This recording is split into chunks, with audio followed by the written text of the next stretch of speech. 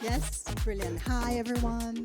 Welcome to our Understanding Women's Football Culture panel here at MedFest and first year of MedSport. Incredibly excited. And today, Fabio Wilcox joining from Football Co. I look after brands such as INDIVISA, obviously Go, Mundial, and many other brands. And I'm incredibly excited to be joined today by two of the biggest forces in women's football. So put your hands together and welcome to the stage, Jacqui McAssey and Flo Lloyd-Hughes. Come on, round of applause, guys. Come on in, guys. Here we go. Now I'm going to read your bios properly. How's it going? How are you both? Are we good? What intro. Great, what an intro. What an intro. So just for those who are not familiar, Jacqui here is a creative force in documenting women's football. Jacqui is the founder of GIRLFANS and Get Your Kids Out Festival, Jacqui, yes? Yeah, that's the one. Yeah, that's the one. Or the two. She also a lecturer in fashion at the Liverpool School of Art and Design and has specially come down today to see us all. So and don't judge me on what I'm wearing today. Stay off. No football shirts today, Jacqui. And obviously Flo, requires absolutely no introduction, but, Flo is a football journalist, a broadcaster. She's the host of the women's football podcast, Counterpressed with Spotify and The Ringer. And she's also a recent founder of the Cutback, which is a new women's football media platform dedicated to in-depth analysis, Flo.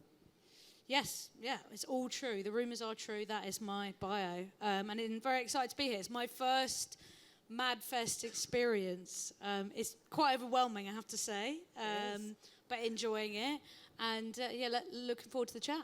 Well, let's have it a good one then. So look, I want us to jump straight in because right now it's safe to say that we're sitting on the edge of the biggest cultural and commercial revolution in sport, right? And I think brands, agencies sitting on this room right now, they're not asking themselves if they should be coming into with the women's game. They're asking how do they come in and how do they make a difference? And I think the first step is for us to understand the culture, right? Mm-hmm. So Jacqui, I'm going to come straight to you because you're quite close to this community. So where do you see the differences when it comes to the culture of the women's game? Yeah. Do you think that those differences are being celebrated or maybe not? And perhaps where do you see GIRLFANS coming in to bridge that gap? Yeah. So I created GIRLFANS, started it about 11 years ago. So I think we were one of the first publications, platforms to just showcase fans at that point of the men's game. I think there's, what we're seeing at the moment is, I don't think women fans are always catered for, even now. There was a quote I saw the other day, and it was, if you don't see it, build it yourself. And so there is a lot of DIY culture happening, from events to fanzines to podcasts. People want to just create it themselves. If it's not there, make it yourself. Love it. Make it yourself. Flo, coming into you then, similar question. How do you find the current state of the coverage of the women's game? How's content being created by brands, and where does Cutback then comes in to fill that gap? I think there's been massive growth, especially I think you probably look at the 2019 Women's World Cup as the real start of quite an exciting surge, and then obviously with England winning the last Euros, that I think only added to it. I think now we're at an interesting flipping point where you've had a lot of growth in general coverage that's focused on maybe just the England team or a handful of England players, and you're seeing that coverage spread a little bit deeper. I think there's still an issue with probably a dominance of a certain few clubs, so Chelsea, Arsenal, Manchester United, those clubs that already have quite big established followings on the men's side, are also quite successful and also have quite a lot of England players. That all kind of builds up. I think it's harder for a lot of the clubs lower down the WSL table to really compete when it comes to coverage. And I think you see that even with the broadcast, those games where Arsenal or Chelsea, or you've got those real title deciders, the coverage spikes, people are really interested, and then suddenly the weekend after that game, it goes a little bit quiet. So I think women's football is still in this unfortunate situation where it relies on big moments like major tournaments like we're in now with the Euros. It relies on England getting far. You know, if England get to quarterfinal, semi-final, obviously they get to the final again, that's massive, but it requires a lot of momentum. And then the season gets like that too, where you're going, okay, Arsenal, Chelsea, huge interest, Chelsea, Leicester, not so much. So I think it can, you know, needs to be more of a kind of steady climb and hitting that rather than just this bit of a roller coaster we're on now. But in terms of what kind of I've been focusing on in my work is really trying to move from the habit of telling the same stories and same features and interviews with the same handful of England players and really start talking about the game. Because anyone in this room who's a men's football fan will know that you can access so much analysis around the men's game, whether that's data or tactics or whatever. But when it comes to the women's game, it's much harder to find stuff that actually talks about the football. I think the storytelling in general around the players has been fantastic, and TikTok and digital stuff is so crucial to that. But I think now we're at this point where we can move the content forward and say, right, now we can give the fans something that much deeper that's not just, the same England player being interviewed. Yeah, exactly. And I think you're absolutely right. There's a big gap, isn't it? Which I guess it's there for brands to come in and fill. So you can see the likes of, Elf Cosmetics, Unilever, Spotify really leaning into women's football and storytelling in particular to be able to fill that gap that has been left by traditional media. And there is a huge opportunity, right, for brands to play in that space, particularly when it comes to social first content, in-person experiences as well, like events, right? I think you two know we're currently in the process of delivering a watch party next week with Adidas, for example. INDIVISA HQ, everyone's invited, by the way, Wednesday to Sunday. But I think with them, what they wanted to do wasn't just about promoting their new Spark boots, which they've just launched, but actually they wanted to really get close to that community. And that was incredibly important for them. You were close to that community, right, Jacqui? So I mean, I think what Flo said about the 2019 Women's World Cup, I think we all saw that there was something special really building. But actually to see the amount of watch parties that happen in the next couple of weeks, and they're not just in London, they're in Manchester, Liverpool, you can see that groundswell now actually tipping over into events. And I think, and I always rep the North because I'm from Liverpool, I think largely the rest of the country tends to be ignored when it comes to fan culture, like even in Manchester and Liverpool, where we've got, certainly men's and women's teams that have been real powerhouses. So it's nice to see it's spreading there, but I think the message to brands is work with those people in those spaces as well, geographically, and also, just reach out to, don't focus just on youth culture.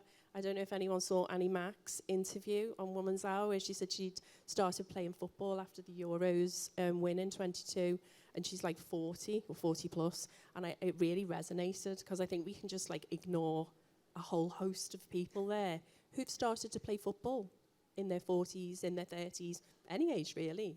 I think younger people will look after themselves, the ones playing football now. Yeah, exactly. Yeah. And do you see a lot of difference, Jacqui and Flo, in regards to the behaviors of this community from, a few years ago to now? Obviously, a lot of people have been following women's football way before it became popular. Yeah. So, but now that it has kind of becoming mainstream, have you seen a change in how the community comes together? I think it's almost like the ban ended in 2022 instead of 1971. It's like 100 years, when you actually tot it all up. But completely different. But I think also if any good campaigns or any branding should address kind of what we call legacy. It's quite a disparaging word in men's football, legacy fans. But there are amazing legacy fans of the women's game. And I think any work that you do with the communities should kind of speak to both, speak to both, speak to the people that are knowledgeable, but also speak to the younger fans who are trying to find a way in, if that makes sense. Yeah, I think it's kind of added to what you said before about the organic communities that exist. And sometimes it's hard for brands to team up with those communities and still make it seem authentic, because a lot of them might be resistant to it, because there might only be a small selection of brands they want to work with, or if a brand comes in, suddenly it doesn't look cool and original. It looks a bit corporate, so they have to be done in a really kind of original way. And I think Romance FC in London are a prime example. You know, they've been working with Adidas for ages. I know they're doing something at Indivisa HQ. Trish, who runs it, is amazing. And because they're a team full of creatives, everything they do has the creativity at the heart of it. And they're very specific about who they work with. They won't just work with a brand for a one-off. They want long-term kind of partnerships and events. And they just did a massive, really cool grassroots tournament just the weekend just gone. But I think what I found as well, I mean, there are a lot of women's football fans. I mean, I'm in my 30s, but the next, crew coming in are so much younger than me, who kind of are much more proficient in that, digital space. But I think even fans kind of my age and a little bit younger, I think what you're seeing as well is a fan base that grew up on the internet. For me, maybe that's MySpace and Bebo. For the new kids, it's TikTok. So therefore, the culture is quite sort of, it's very deep fandom, and I think it lends itself sometimes from like standom in music as well, where people kind of, there might be lore that goes back several seasons, and sometimes that can be hard for new fans to get in, because they're like, oh, I don't know the Barclays lore, how am I going to catch up? So I think the women's game has done quite well, sort of like bringing those people along for the ride and knowing that they'll probably catch up because their favorite creators are making stuff on TikTok, and that kind of feeds their appetite. I think there's sometimes a misstep where people think that they need to treat women's football fans in a really simplistic way and over-explain things. But I think, as we all know, if you're new to something, you don't want people to know that you're new. You want everyone to think that you've been a hardcore fan of Fontaine's DC since day dot, even if you don't know all the words, right? So I think sometimes you just need to let people kind of go on their own journey and discover things themselves, rather than like over-explaining because you think that someone who wants to join the women's game has to consume things in a simpler way. I think it's much more about the fandom and the bond over everything.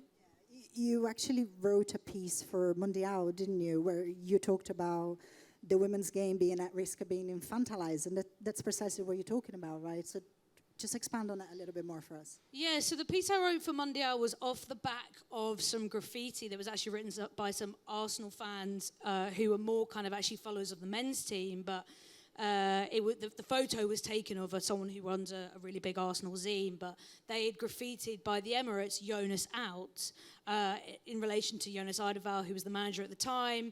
He then resigned about a week later, but it created this whole discourse on the internet about, should we be having graffiti in women's football? Is this kind of bad behaviour, etc., etc.? Can they hold a spray? Exactly. Should women be allowed to graffiti was where we were getting to. And I think for me, I don't think James from Mundial's here today, but he reached out to me and kind of, I felt very passionate, and having grown up as a men's football fan as well, and gone, my exposure to women's football was playing the game and watching a handful of England games and watching Rachel Yankee on the TV, but I'd go to Loftus Road with my family every weekend. So I was kind of used to fans having a voice, and I think for me it was an important moment where I felt like, okay, women's football fans feel empowered now. They're not just consumers in the sort of typical sense in which people may have thought that they were before, and these kind of like happy clappy cheerleaders and kids and families. Like, they're actually active consumers. Doing the Mexican wave. They're not just Mexican wave participants.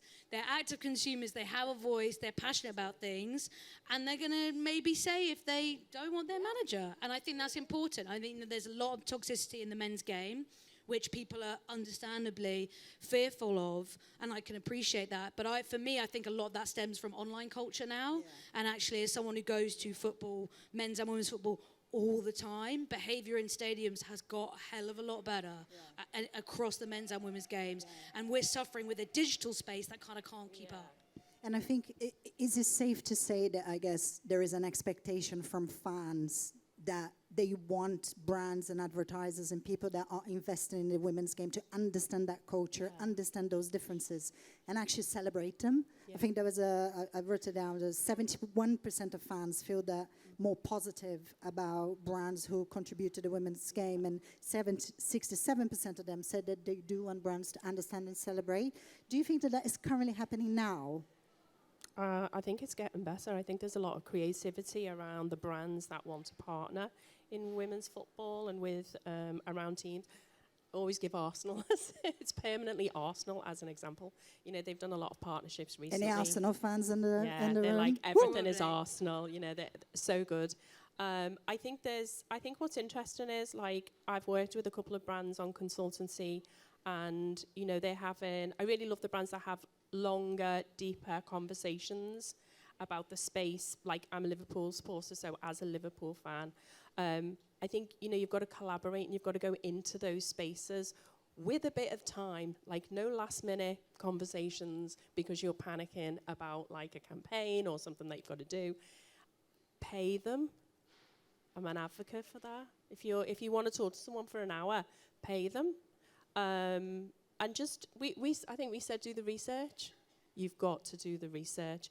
Don't come with a preconception of what you think a women fan might want, but really do the research and speak to them is so important. Yeah, I think you've got to kind of separate out as well, maybe something that you want to do, which is the big digital PR moment, and something that you can also do that filters down into action in the community. And I think a lot of brands do that now quite well, because if they partner with a club, there'll be a requirement that they might do something with the trust or foundation, but then they'll want to hit the PR moments.